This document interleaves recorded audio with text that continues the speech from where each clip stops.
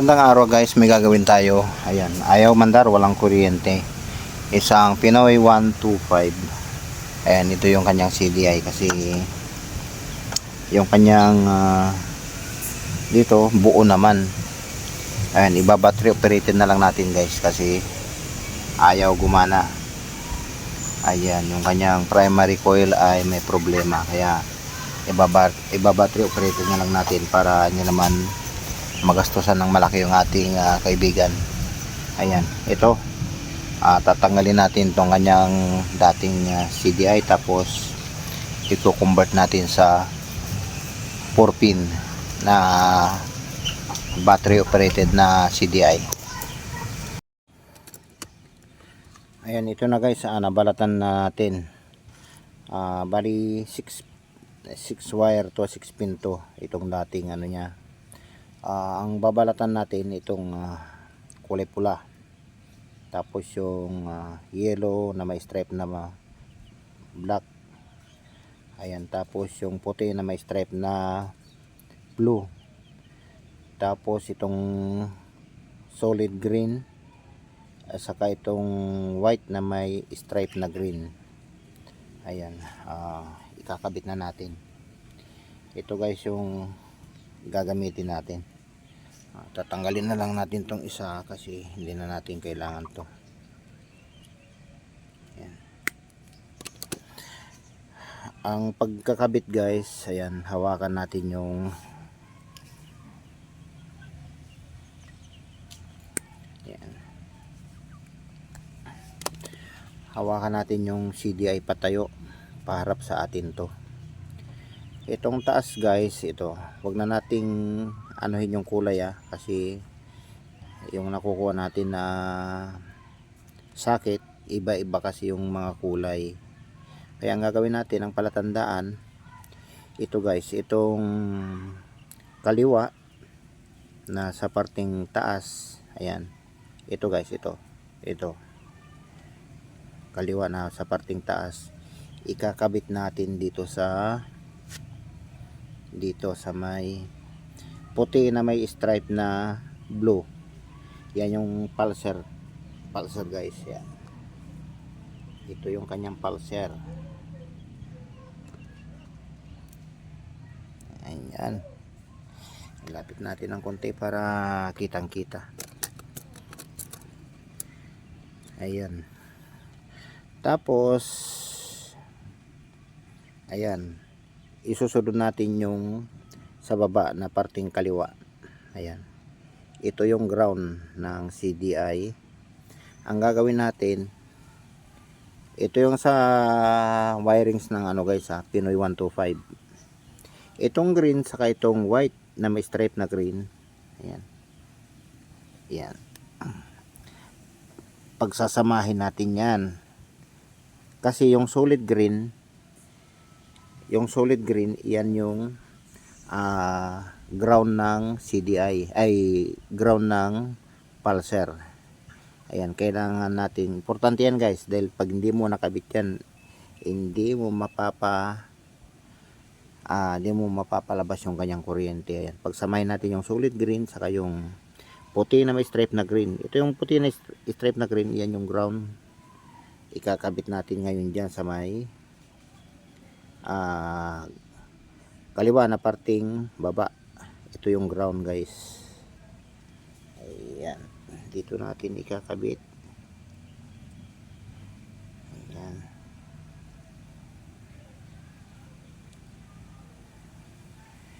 ayan, tapos susunod natin ay itong kanan na parting taas, kanan parting taas. Ito yung kanyang ignition coil. Ang ignition coil guys, itong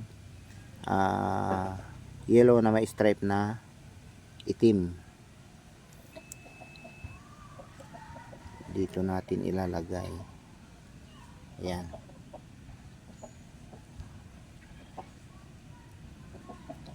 ayan guys, dito.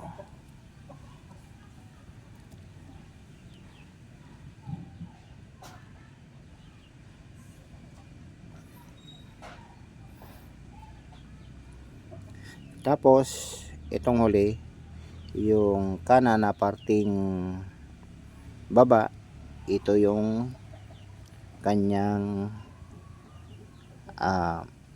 positive papunta sa accessories wire or sa may battery. Ayan, dito. Ito guys yung kanan na parting baba. Ayan. Dito natin ikakabit sa may kulay red na may stripe na black. Yan yung kanyang accessories, yung papuntang battery. Yan. Yan, nakabit na natin. Ayan guys, ang isusunod natin, hahanapin lang natin itong itong black na may stripe na pula. Ayan, red, yung nanggaling dito sa kanyang stator. Ayan, puputulin natin yan. Tapos ito, baliwala na yan guys. Ayan, puputulin muna natin. Ito na guys, naputol na. Ito yung galing sa stator.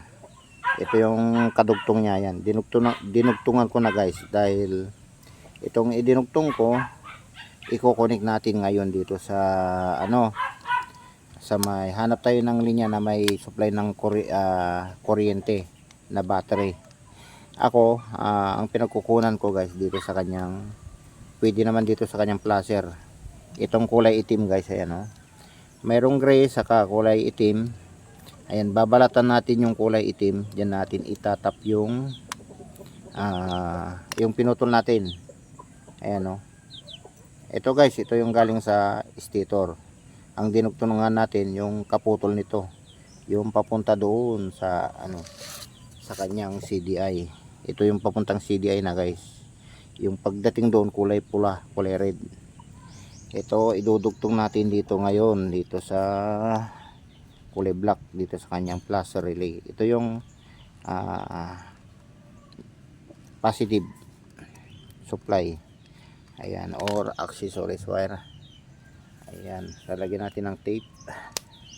Ayan, titipan natin. Ayan.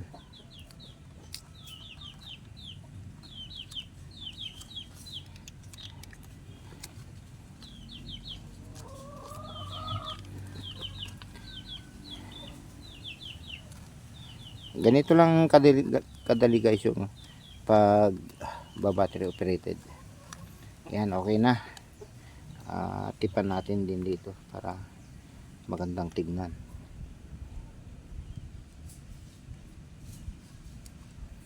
Ayan, dito.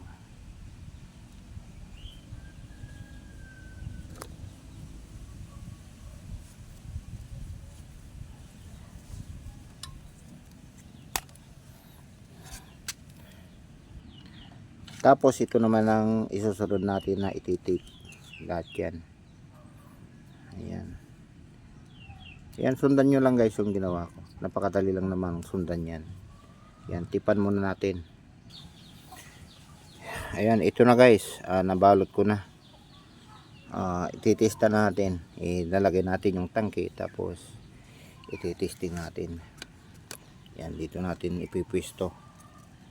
Ayan.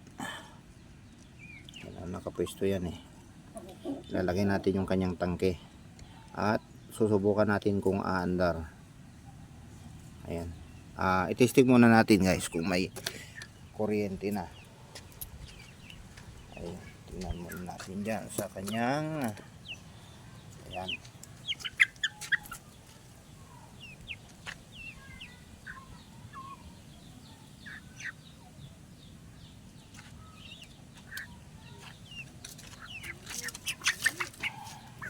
tanggalin natin to at ipipitik natin kung may kuryente. Ayan, ang lakas. Ayan na guys.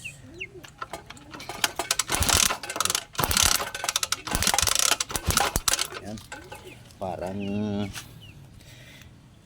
parang isang dangkal yung kuryente. Ayan, try natin paandarin guys kung aandar. ilayo natin ng konti yung ating camera. Ayan, dito. At pinyakan natin.